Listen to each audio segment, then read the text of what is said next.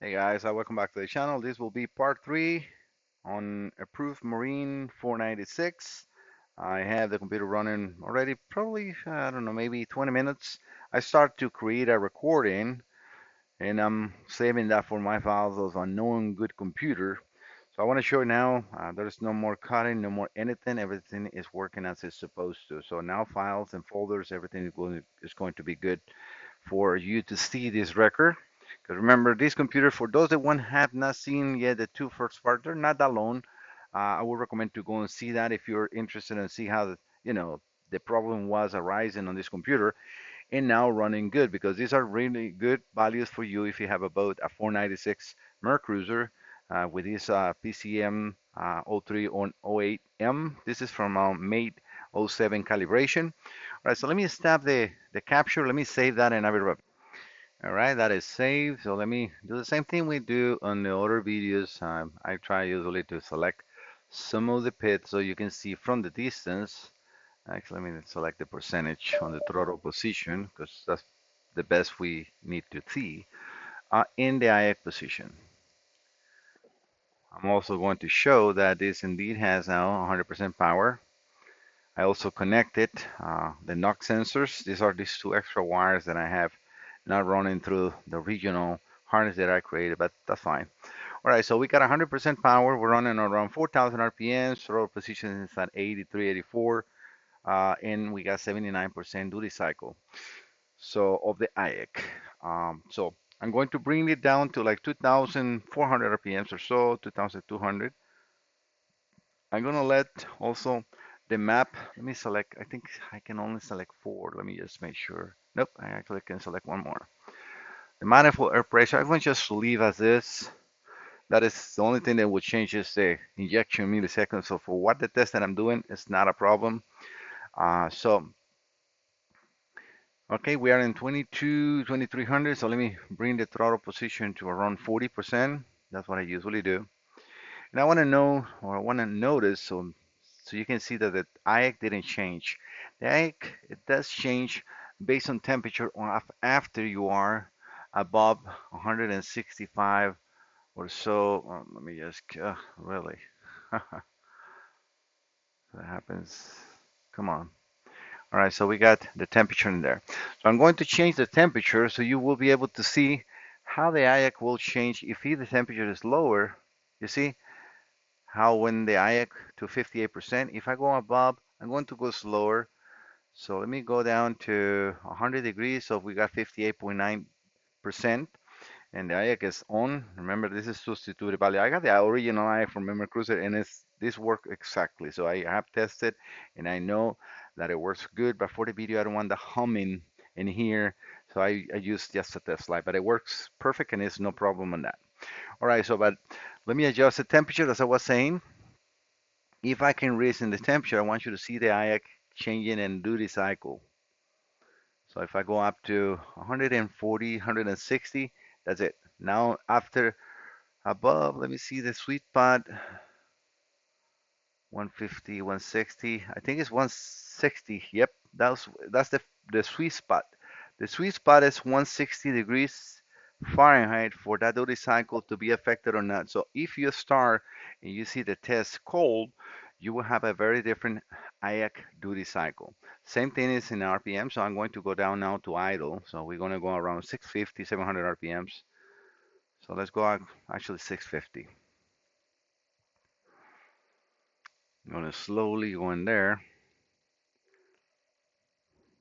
One thing that you will immediately notice, because this is, I fixed the IAC driver first for those that haven't seen the first two parts. That was the concern of the customer, and the IAC was never coming on, so I fixed that. But after I fixed the IAC, the computer was shutting down as I was doing all these tests that you see here. So you go and see the first two parts, and you will know what I'm talking about.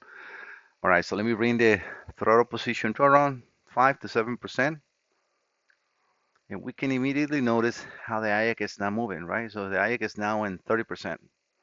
Doesn't change unless the temperature is different. So again, I'm going to come down and you can see how the IAC in 100 degrees or so is 45.5% duty cycle, and we can see the difference on the temperature. So yes, that will affect the IAC duty cycle on these newer ones, right? Because this is also very important. The calibration on 2003 and up is very different than 2003 and lower.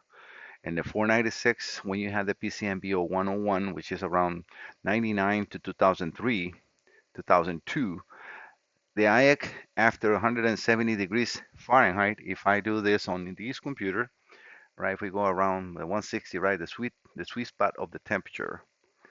Oops, that was too much. I should have already set up a full for over temperature because that was 200 degrees.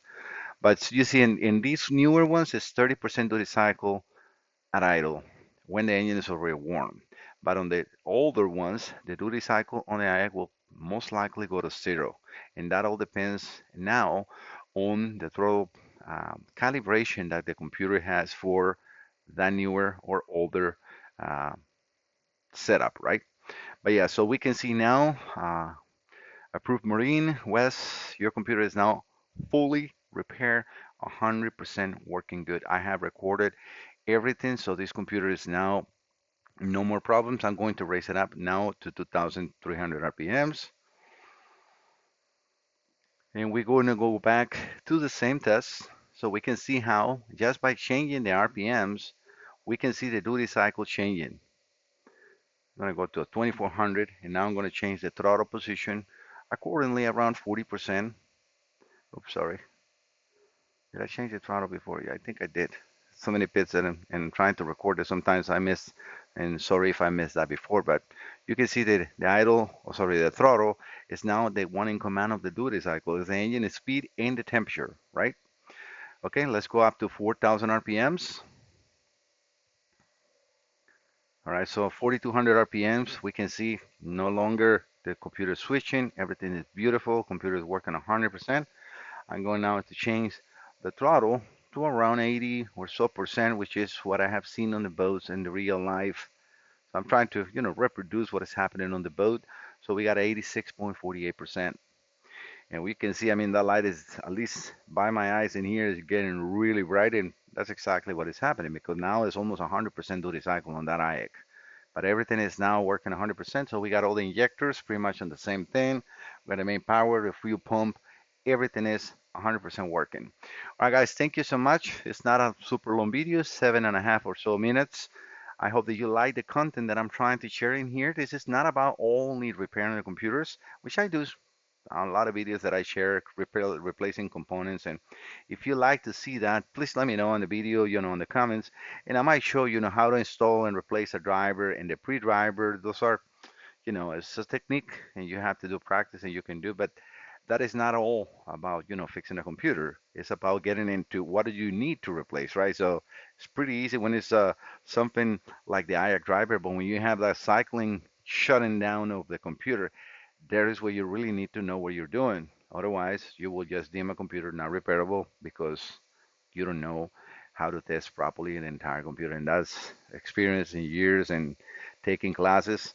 I also want to share now for those that are watching the videos and want to learn about electronics. Let me close all this in here. So this is Mike Salazar Diagnostics, my website. So, and this is my name is spelled M-A-I-C and sounds as Mike. So as long as you type my name in there, I guarantee you in Google you will find me. You put Mike Salazar, I'm number one search in the United States, right? So pretty easy. But yeah, so going back to what I want to share, let me just cover this 1 second because I don't want to show all the videos that I have in there, but I can show, let me just see. Yeah, this is this one? No, not this one. Practical lecture. Let me see in history. Let me see in downloads. Not in here. I'm trying to show you guys classes that I have saved for me myself. It's 76 classes that you can actually see from Colorado University. Let me go over to my watch history. But let me pause the video 1 second so I don't take much longer of your time and then to find those. Okay, yes, it is actually practical practicing electronics. Look for this channel. They have 18,300 subscribers. I will go and share a lot because for those that wants to find and sorry learn about electronics, they got ton of good information. This is a high level, and they start with like low level, so you can find different playlists that they have. But there is a one for electronics and circuit and electronics that is 74 classes that will take you from not an apprentice level, but like a medium to high level to engineering. So if you really look for that or are looking for that, look for this circuit and electronics. Let me just, this is the professor. So there we have another one in here. This is called uh, Introduction to Power Electronics, and that is the teacher in class. So this is what you will see. Let me mute this so you don't have double sound in there. But you'll see how he is showing, and you can see that I've been watching that video, and this is my history. He's in a class, and you will be part of the class. Of course, this is already recorded. This one is actually an MIT open courseware. So this is another good website that you want to visit. They got 5.4 million subscribers. So yes, that is, and you can see here on the right side, the whole playlist is a total of, I think this one is a 64 or so videos, and that is a high level electronics. I know that this might be a little over the top of the head of not like everybody, but if you're on a medium to high level of electronics and you want to get to the next level, those are really, really good classes.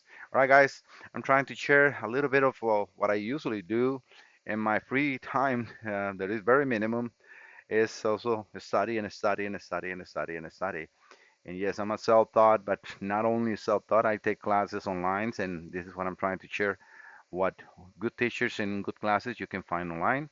And I have burned, many, many hours of my life gathering information, trying to learn for what I can, find online, books and so on. So, and that's the way I have reached this point. All right, bye. Thank you so much for visiting the channel. Don't forget to subscribe. See you next time. Bye bye.